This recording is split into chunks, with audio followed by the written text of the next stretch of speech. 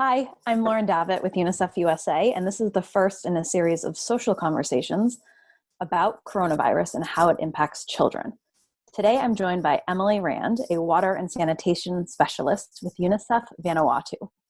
Emily, thank you so much for joining us today. Thank you for having me. So first, before we jump into coronavirus, there was recently a major storm that hit Vanuatu. Can you tell us what the current situation is on the ground after the storm and how families are coping?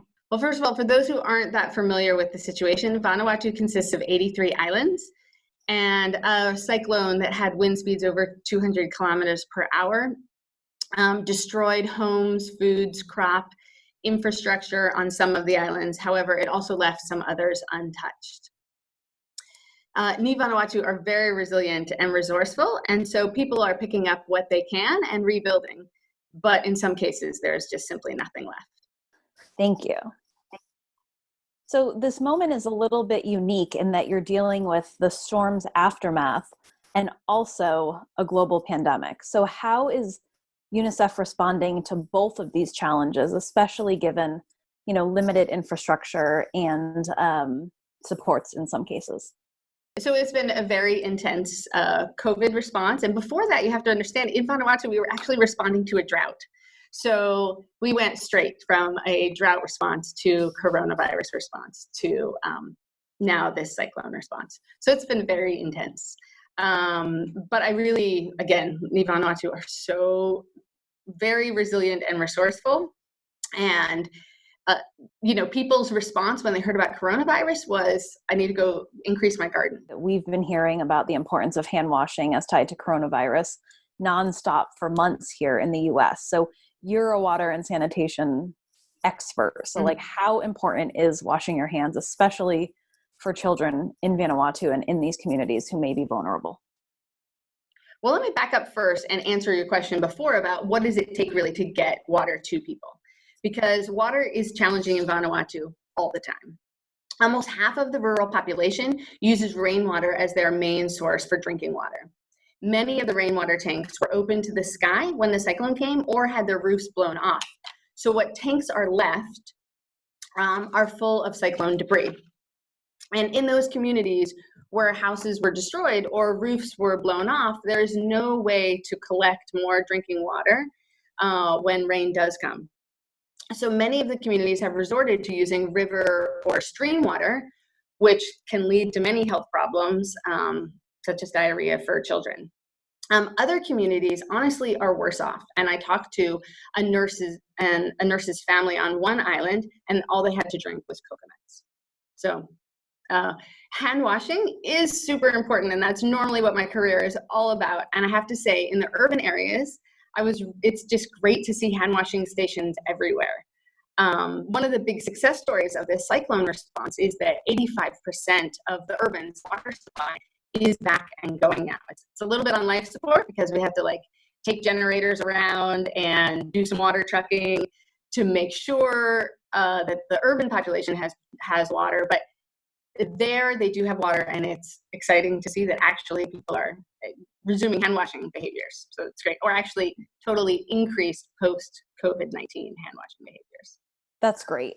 So are you seeing that families are able to stay safe in terms of water and sanitation in this sort of post-storm recovery era? It sounds like they are, especially in the urban areas. Like most of the world, people were quickly learning WHO guidance, and we're really grateful for what the World Health Organization had done and the tools that they gave us and that we were able to share with people. So a lot of people, especially those with access to social media or in urban areas, they really know, wash your hands, cough into your elbow, keep 1 meter apart, avoid touching your face, and stay at home if you're sick. But in rural areas, in many places, that message hadn't necessarily gotten there yet.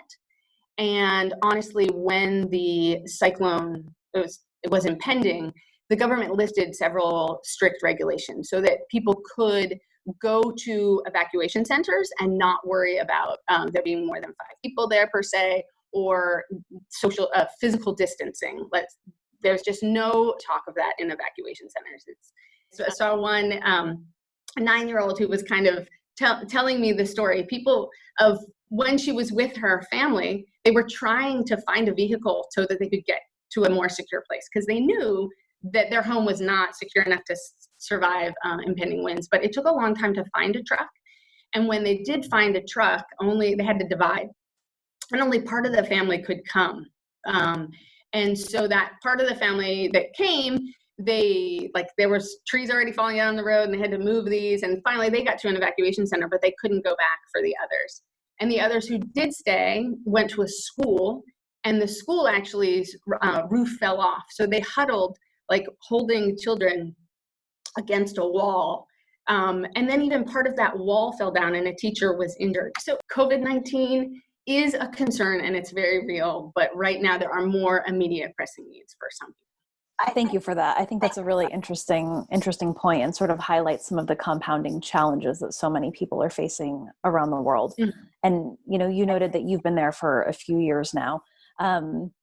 What's it like being on the ground for all of this? Like, what are you and your colleagues facing who have been there through the storm and now who are on the front lines sort of with supplies and responding to the pandemic, natural disasters, everything? Like, how does it feel to be there?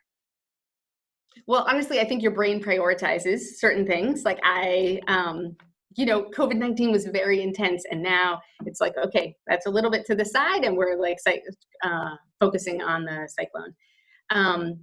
And honestly, I just have to say, Vanuatu, I mean, I've lived in many countries, but I'm just so impressed with the country of Vanuatu, the government, the amazing civil servants who are so dedicated and how they are responding to it. There's no hoarding in Vanuatu. There was never any hoarding.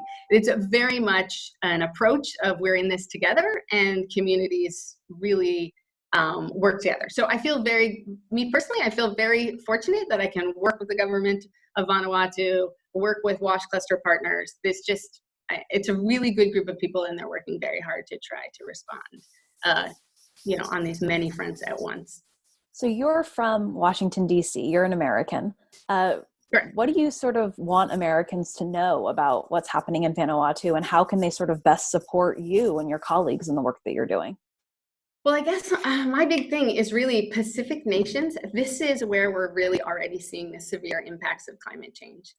So these climate-induced disasters are really intense, and let's not forget, as we worry about COVID-19, and we really honestly take real precautions to help everyone, not just ourselves, thinking of others and protecting each other from COVID-19. I hope that as we change our behaviors and make new habits, that some of those habits are more environmentally friendly, and that we really remember the impacts of climate change and how this isn't going to be the end of things like this. This is maybe more the start of things like this, and we all need to really think about the big picture and remember climate change and think of the impacts on the rest of the world. Just like now, I'm very impressed with everyone making huge efforts to support healthcare workers and to stay at home. And so I'm impressed with the sacrifices that people are making. And I hope that we'll continue to make those kind of sacrifices, keeping the whole world in mind and the impacts of climate change in mind. Thank you for that. And thank you so much for being with us today and for sharing your insight and sharing your story. And for our social followers, keep watching because we're going to have more of these conversations in the coming weeks.